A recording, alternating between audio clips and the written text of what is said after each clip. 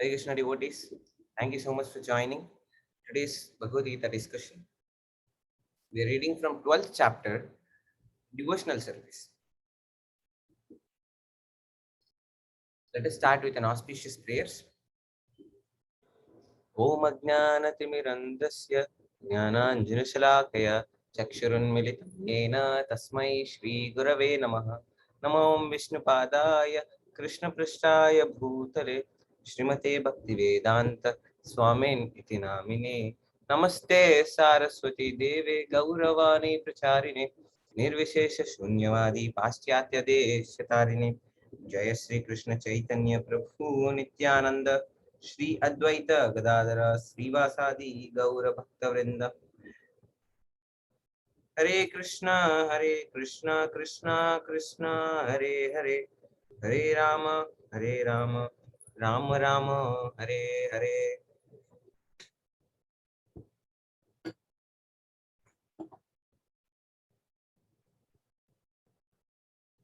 Prapanna Parijataya Totravetraikapanaye Jnanamudraya Krishnaya Gitamrita Duhe Namaha.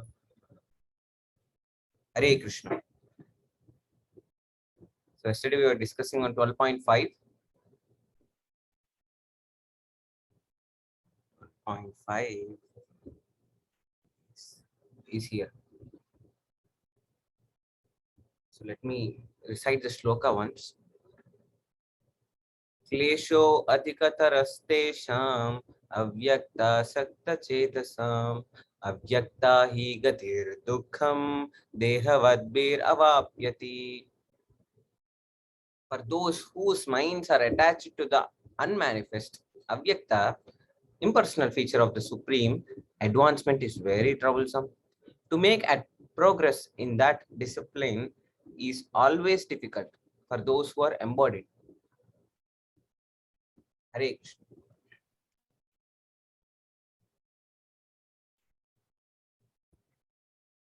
Anybody wants to share anything on this particular shloka or this chapter? Whatever we have learned earlier, if you want to share anything, you can share your takeaways or reflections. Notice.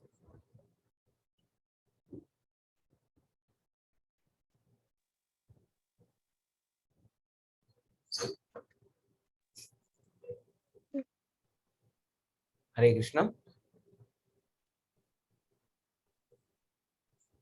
Hare Krishna, Prabhuji. Yes, Shriya, Hare Krishna. Prabhuji, in the previous slokas, we saw that there are two types of bhakti, and bhakti yoga and jnana yoga.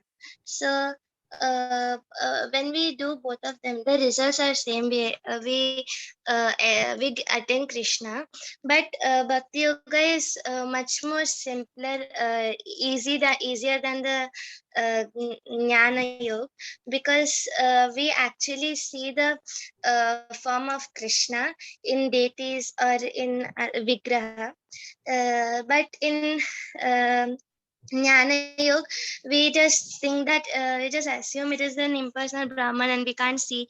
We just feel that it's a light, or it's some energy or something that controls everything. But in Bhakti Yoga, we see Krishna like. Yes, thank you, Shriya. That's a point. Yes, earlier we have discussed that there are two kinds of path. The transcendentalists can be classified into two kinds, Gnana Yogi and Bhakti Yogi. So there is a difference between Gnana Yogi and Bhakti Yogi. Although the destination of both the yogis is Krishna, the Supreme Person, the ultimate truth is Krishna only. At the end, they want to find what is ultimate truth, but they don't know whether that is personal or impersonal. So Gnana Yogis, they try to focus on the impersonal aspect of the Lord Krishna, and the Bhakti Yogis focus on the personal aspect of Krishna. So that we have seen. Krishna explains to Arjuna's question that which path is better. Krishna, please tell me which path is better so that I can worship you in a best way. The best way I want to worship you. Please tell me what is the best path that one can choose. Then Krishna says, obviously, this is Bhakti Yogi is the best path that I recommend. Krishna says, why? Because the Gnana Yogi is the path, though at the end, eventually may lead us to Krishna, but the process is very difficult, as we have seen. The process is always difficult and troublesome. बहुत कठिन है process. भगवान को impersonal Brahman, without accepting the personal aspect of Krishna as a supreme, understanding and worshipping impersonal aspect alone is very difficult. Nirguna and Saguna. Why is that the personal path is easier and simpler, and why is the impersonal path difficult? There are some explanation given based on some factors. We'll see the difference today after reading this purport. Remaining part. Hare Krishna Prabhu, would you like to read the purport? Sure.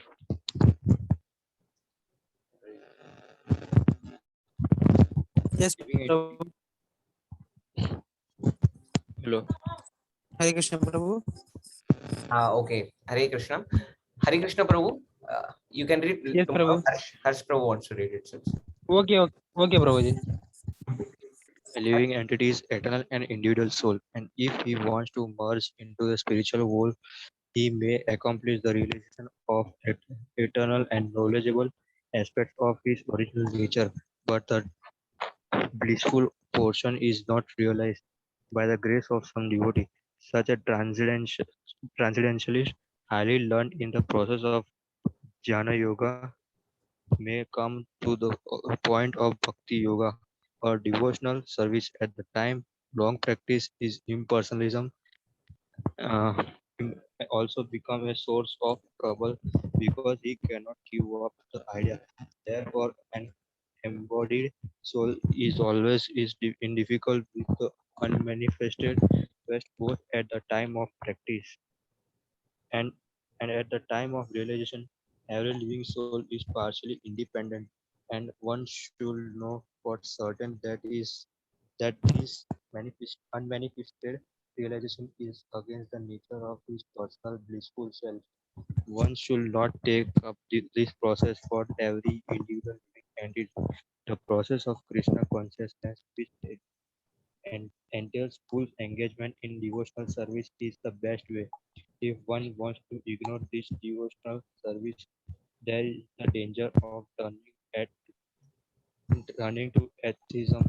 Thus, the process of centering attention on the unmanifested, the unconvincible, which is beyond the approach of senses, as already expressed in this very verse, will never be encouraged at any time, especially in this age. It is not advised by Lord Krishna. Hare Krishna. Thank you, Harsh Prabhu. So,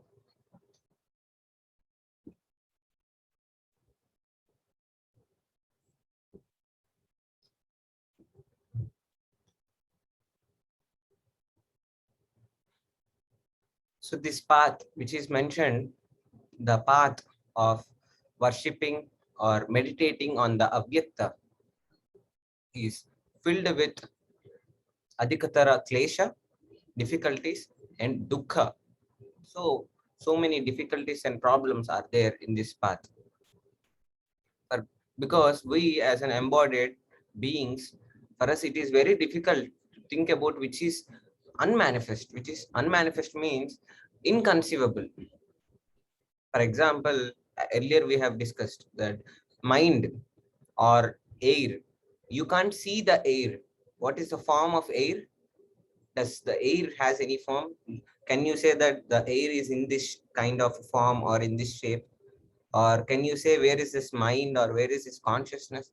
Very difficult. So just like this Brahman is very difficult to at least theoretically think. So that's why for the conditioned souls, this path is very difficult. There is a difference between the path the personalists take and impersonalists take. One point to be noted that the impersonal and personal. Personal means Krishna as a form, beautiful spiritual form, Sachidananda Vigraha. That form, worshipping Krishna in that form is called, are called personalists. They are devotees of Krishna, Vaishnavas. And impersonalists, they are Jnanis. Impersonal, which means one doesn't have any form, any qualities, or any name.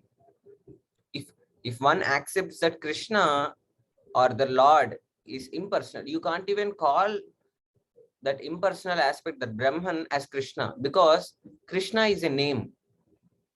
You understand? You can't say Ram or Krishna as God. We only say that impersonal aspect, the Brahman. Brahman is the eternal. The Parabrahman is the impersonal consciousness, is the highest thing, the ultimate reality, absolute truth. Understanding in this way, the people are called impersonalists. They are called Jnanis. So they meditate on the formlessness, and personalists meditate on the form. So how do they meditate on the formlessness? In the beginning, we can't understand or we can't even meditate. So they have a process. What is the process? Because it is beyond the senses, one has to restrict the usage of senses. What all senses we have? Eyes, mouth, ear, touch. So you need to restrict them. You should not more engage in illicit activities, or you should not more engage in seeing beautiful things or enjoying or watching movies. Obviously not Netflix. And you should not be more inclined into what hearing Spotify or Ghana, anything like that. So you should not eat also. Eating is also restricted. Why? Because all the senses we are restricting. We are controlling, we are restricting. Using this path, it is very difficult. You can't understand. So we need some other way. So to go to that level, we have to restrict the senses. That is the practice they do. And what is the practice the devotees do? They use all the senses for Krishna. This path, restricting senses, is very difficult. And this path, engaging the senses. What is that? See, we have our eyes. All the time, our eyes get the attention of something where the pleasure comes. So where can I get happiness? Where is this pleasure? If by mistake we watch movies or we watch Instagram or social media, our eyes goes there and our attention goes there. We can't shift the attention. So that is the way the senses bind us. They don't allow us to do some nice activities or some good activities. They go towards bad activities. That is the nature because of our bad karmas and samskaras and all.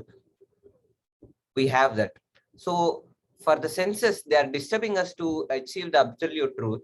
So that's why the impersonalists take a path to control the senses, to restrict. And the personalists take the path to engage the senses, to dovetail, which means if your senses are disturbing you, you have to engage the senses in Krishna conscious activities. So what are they? Your eyes you have to use to see to take the darshan of the Lord. Beautifully decorated, so beautiful. Sham Sundar and Radharani, we have to take the darshan of the Lord using our eyes. We need to use our ears to hear Kirtana, Namasmarana, remembering the Lord, continuously chanting, using our tongue to chant, and also using our tongue to take prasadam, which is offered to the Lord, remnants. In this way, all the senses can be used in one way or other for the satisfying Krishna. That is the difference. And next, what are the steps one needs to take in impersonalist way? One needs to learn the Sanskrit and scrutinizingly study all the Upanishads. There are a lot of Upanishads where the impersonal aspect is mentioned. Nirguna. Nirguna means one who doesn't have material gunas. But the impersonalists consider Nirguna means one doesn't have any qualities, not even material or spiritual. So they try to scrutinizingly study the Upanishads very seriously. You need to know the grammar of Sanskrit, very difficult that is. You know, to study the grammar of Sanskrit, basics only, it will take 12 years. It's that much difficult the language is. So deep. Though the sutras are limited, understanding and practical implementing and reading the Upanishads and then word to word meaning and then which word means what at particular situation, the same word may be having different meanings. So a lot of things, a lot of different concepts are included in this Sanskritam. So all the scriptures are written in Sanskritam. So one needs to learn the language basics and then one needs to understand what this all Upanishads, how do we perceive the impersonal Brahman, which is not possible using our senses. So that's a very difficult and tedious task. But if you go for the personalist devotees, what do? They simply chant Hare Krishna. They follow the guidance of the spiritual master. See, the difference is that the devotees, the Vaishnavas, has the support of other devotees, has the guidance of the Guru, who has already realized. And also Krishna himself says in the next sloka 12.6, Krishna says, I will elevate, I will take care of all the issues that a devotee has. I personally pull him. So what is the problem? So all these advantages are there. And also in Krishna consciousness, you need not restrict your senses. You can use all the senses to please Krishna. Whatever is there, the motive is whatever is there, we have to use it for Krishna. Why we have to use it for Krishna? Because everything is Krishna's energy. Everything is energy of Krishna, matter or spirit. Though we may be, or the objects around which we have, everything is Krishna's only. Because we are not yet realized, we only use some things and we only give some time to Krishna and remaining time we do our other activities. But ultimately, everything is Krishna's only. So 24/7, all the things, all the people, all the minds, and everything should be engaged to please Krishna. And the process to please Krishna may vary. Sometimes devotees are absorbed in doing deity worship to the Lord, offering lamb, giving flowers, giving water, decorating the Lord, beautifully fanning him. So that may be one path, one seva. And there are other sevas also. We may be absorbed in hearing the glories of the Lord or speaking about the Lord, or we may be absorbed in eating prasadam. So at the same time, the senses, though it may seem like the devotees are working, doing all the activities like a normal materialistic person, the both activities are completely different. Why? Because the materialists work to please their senses, thinking that that is ultimate happiness. That is false understanding, and the happiness that they get is also temporary. But the activities that a Krishna conscious person, a bhakta, does is to please Krishna. You may like or you may not like, but still you do it for Krishna, because your understanding, your likes or dislikes, your pleasure is not important. Pleasing Krishna is important in Krishna consciousness. Why? Because only when we water the roots, then the plant grows. Each and every part of the plant grows. Similarly, Krishna is the Adi for everything. He is the origin of everything. You want to get happiness? You want to make the society happy? You want all the universes to be happy? There is only one way. The only way is to please Krishna. You have to water the roots. The root is Krishna. So by chanting Hare Krishna, by serving Krishna, by serving Vaishnavas, one is going in a right track to bring society, to bring people, to bring oneself in a proper path. And next thing is, the impersonalist path, it is very difficult because long practice is needed. And eventually at the end also, for them, it is very difficult to understand that, okay, the Lord also has form. See, one thing is clear, that you can't separate impersonal Krishna and personal Krishna. This is not vice versa. This is not versus impersonal versus personal. No, you can't separate Krishna's impersonal Brahman and Krishna. You can't separate Krishna and Paramatma, or you can't separate all these three attributes. Everything is same, only one. Krishna, absolute truth, ultimate truth is only one. Some perceive him as an impersonal Brahman, some perceive him as the personal, original personality of Godhead. The complete realization is personal. Personal realization, because in this personal realization, impersonal realization is also included. Because see, if you know the sun god, then you also understand sunlight and sun globe also. But if you know only sunlight, you don't know about sun god. That is not complete realization. You can't separate sunlight and sun god or sun globe. All are same, only one thing. We perceive in a different way. So if a person understands that, okay, Krishna is impersonal, they do all this tedious process and they do somehow achieve that level. Later on at the end, they eventually understand that, okay, there are other aspects also. There is bhakti, there is a path bhakti, there is a personal form of Krishna. And suddenly switching at that time is very difficult. It is very troublesome. But for devotees, Krishna will take care. We at this time, because we are embodied, we can't understand Krishna's impersonal aspect, Brahman aspects. There's nothing to worry. Krishna says Krishna will take care of everything. So at the end also, to completely understand Krishna, to understand impersonal aspect of Krishna, Krishna says, I'll take care. So after elevating to that level, Krishna will give the understanding, Krishna will give the knowledge, so that we can understand the impersonal aspect of Krishna also. So there is no difficulty. And another difference is that impersonalists, they don't have any relationship with Lord. No relationship means, because there is no form, there is no body, there is no connection.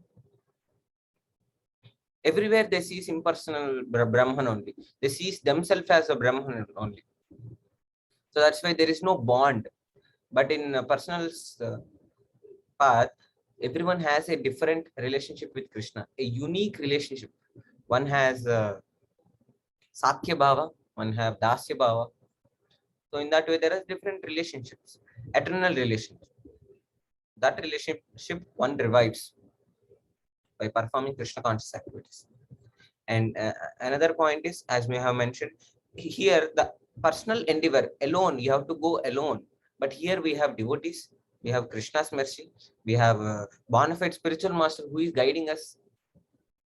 Just like a captain of the boat is guiding us, he's directing us which direction, which path to go. If we are going off track, he will bring us back.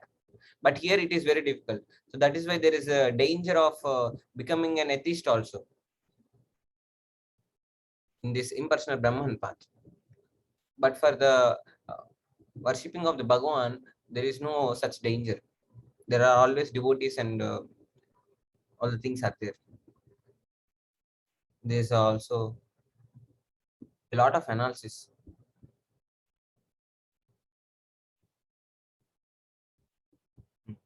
So this is a danger. Ignoring devotional service, danger of turning to atheism. That danger is not there here. One doesn't become atheist. You see any devotee, when one gets the taste in Krishna consciousness, then one gives up all the bad attachment towards matter, all this bandhas, false temporary pleasures, everything is removed naturally. There is no difficulty. And one more thing, in this Gnani's path, the realization is only till Sat and Chit. As Prabhupada mentioned, there is no Ananda, because the path is filled with troubles and difficulties. There is no aspect of Ananda. But here in the Bhakti Yogis, they realize completely Sat, Chit and Ananda. Bliss at every time, because when one absorbs oneself in serving Krishna, lot of devotional activities are mentioned. So any activity one does, at the end, they only are filled with bliss. How, from where that bliss is coming? That bliss is coming from Krishna. Krishna is the source of everything. That is the understanding one needs to have.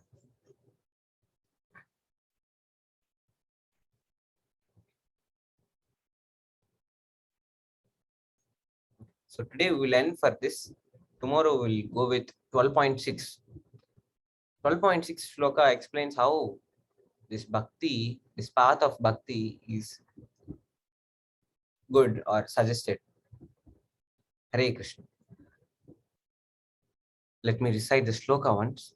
Klesho adhikatarastesham avyakta shakta chetasam avyakta hi gatir dukkham dehavadbir avapyati. For those whose minds are attached to unmanifest, impersonal feature of Supreme, advancement is very troublesome.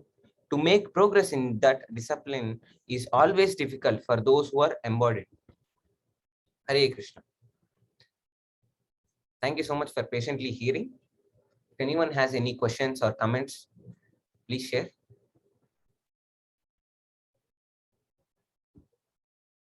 Harsh Prabhu, are you able to understand? Or am I going fast?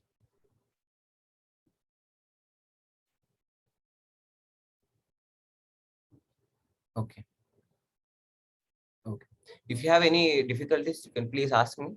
If you can't understand anything, you can let me know. I will explain it again. Okay. I see there are no questions. Thank you so much for patiently hearing. Tomorrow we'll continue with another shloka. Hare Krishna. Srimad Bhagavad Gita ki jai. Srila Prabhupada ki jai. Samaveda Gaura Bhakta Vrinda ki jai. Hare Krishna. So do contemplate on this. We'll continue tomorrow. Hare Krishna.